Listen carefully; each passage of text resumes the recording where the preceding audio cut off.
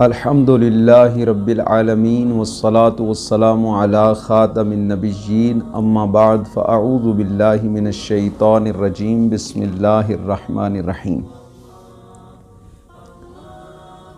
تاجدار انبیاء محبوب کبریا احمد مجتبی محمد مصطفیٰ صلی اللہ تعالی علیہ وآلہ وسلم نے ارشاد فرمایا،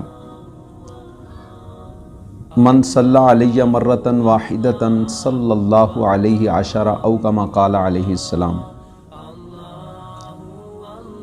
نبی پاک صاحب لولاک سیاح افلاک صلی اللہ علیہ وسلم نے ارشاد فرمایا، جو مجھ پر ایک بار درود پاک پڑھتا ہے اللہ پاک اس پر اپنی 10 رحمتیں نازل فرماتا ہے۔ ایک دفعہ حصول برکت کے لیے درود پاک کا نذرانہ پیش کر لیجئے۔ اللہم صلی علی سیدنا و مولانا محمد وعلی آلہ وصحبہ وبارک وسلم۔ محترم ناظرین، قرآن پاک سے ریلیٹڈ ایک اہم موضوع لے کر آپ کی خدمت میں حاضر ہوں۔ اللہ تبارک و تعالیٰ کی رحمت سے ہمیں ایمان کی دولت نصیب ہوئی، اور اللہ تبارک و تعالیٰ کا ہم پر یہ بڑا احسان ہوا کہ اللہ رب العزت نے اپنے آخری نبی محمد عربی صلی اللہ علیہ وسلم کی امت میں پیدا ہونے کا شرف عطا فرمایا۔ قرآن مجید فرقان حمید ہمارے پیارے نبی صلی اللہ علیہ وآلہ وسلم کا ایک عظیم معجزہ ہے۔ صراط مستقیم پر چلنے کا سب سے بہترین جو ذریعہ ہے وہ یہی اللہ تبارک و تعالیٰ کا قرآن پاک ہے۔ ہونا تو یہی چاہیے کہ ہم اپنے رب کے اس قرآن کو مکمل پڑھیں، بار بار تلاوت کریں، سمجھنے کی کوشش کریں، کیونکہ مسلمان اس کو جتنا کثرت سے پڑھتا ہے، جتنی کثرت سے اس کی تلاوت کرتا ہے، اس کی برکت سے اس کے قلب و باطن میں اتنا ہی نور پیدا ہوتا چلا جاتا ہے، اس کا ایمان اتنا ہی زیادہ مضبوط ہوتا ہے۔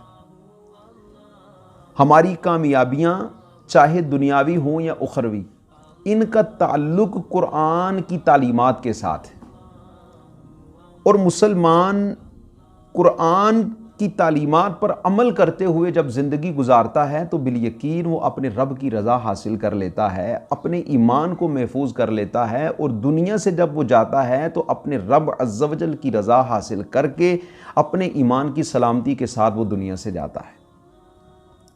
قرآن میں خیر ہی خیر ہے، برکت ہی برکت ہے۔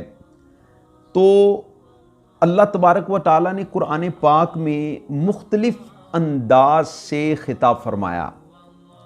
کہیں فرمایا یا ایھا الناس، اے لوگو، یہاں ساری انسانیت سے اللہ پاک خطاب فرما رہا ہے۔ کہیں فرمایا یا اہل الکتاب، اور کہیں اللہ تبارک و تعالیٰ نے فرمایا یا ایھا الذین آمنوا، اے ایمان والو۔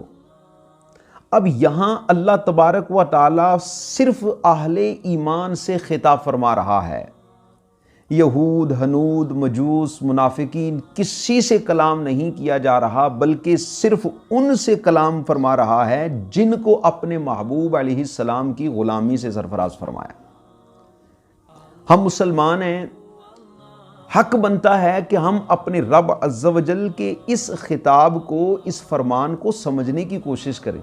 آپ کو پتہ ہے کہ قرآن پاک میں 88 مقامات پر اللہ پاک نے ان کلمات کے ساتھ ہمیں یاد فرمایا ہے۔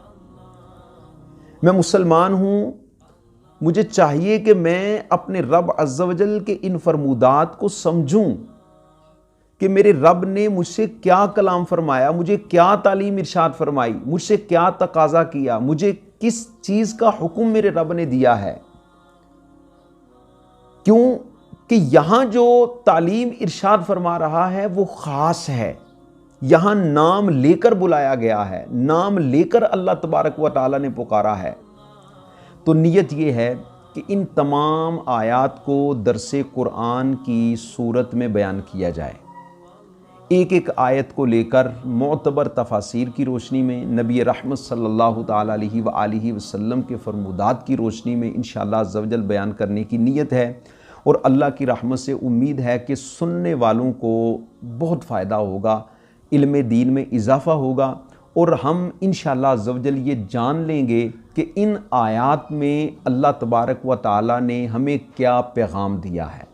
اور آپ سے یہ گزارش ہے کہ آپ نیت کر لیجئے کہ ان تمام دروس قرآن کو ابتدا تا انتہا مکمل طور پر دیکھیں گے، سنیں گے انشاءاللہ عز و جل، اور ممکن ہوا تو دوسروں تک بھی پہنچائیں گے، کیوں اس کی برکتیں بھی اللہ تبارک و تعالیٰ عطا فرمائے گا انشاءاللہ عز و جل۔ اللہ پاک ہمیں قرآن پڑھنے، سننے، سمجھنے اور عمل کی توفیق عطا فرمائے، قرآن کی تعلیمات کے مطابق زندگی گزارنے کی توفیق عطا فرمائے، آمین بجاہ النبی الامین صلی اللہ تعالیٰ علیہ وآلہ وسلم۔